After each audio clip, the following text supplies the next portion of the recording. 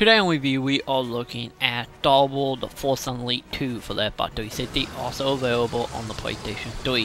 Force Unleashed continued the story of the apprentice in some faction, with the time you may or may not be playing as apprentice.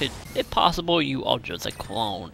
And you go out on a quest to find your beloved character from the original game, with Darth Vader trying to kill you and more or less trying to bring down everything that is connected to the Jedis and the Rebellion. And the story pretty much followed through 9 levels with you come in contact with characters from the last game. But the overall story of this is mainly, no matter what, it's all about saving the one that you're in love with and trying to figure out, are you a clone, are you not, and living with the memories of a dead man if you are a clone. But sadly, that's about it, and not much story here. Good, for example, if you meet a Jedi from the original game that a lot of you might be familiar with if you played the last game, and the whole time he is telling you, help the rebellion, we must take the fight to Darth Vader and the Emperor and everything. But the whole time, the apprentice, all he is caring about is rescuing that woman he loved and putting that before everything else, to the point of bluntly coming out saying he is not going to help the rebellion till he find or. He is a very selfish character in this, and overall every conversation usually boils down to that same thing.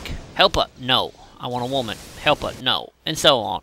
And repeat that for 2.5 hours long, since the game is only at the most 3 hours long if you're only trying to collect all the original outfits and the random lightsaber quarters. It's just not a lot of game here.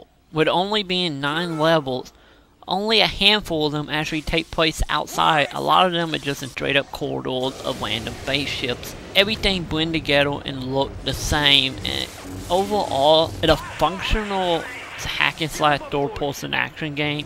The platforming takes a little bit to get you to, but once you're able to wrap your head around that, and the combat is fun. It just sadly not a lot of substance here. Like I said, this is a game that is over fairly quickly, so of course after you beat the game you can play challenge level, with most of them boil down to defending points, and it becomes like a tower defense type of game. And the mechanic doesn't exactly work well for what the game is trying to do. And of course the other issues here is some of the boss battle.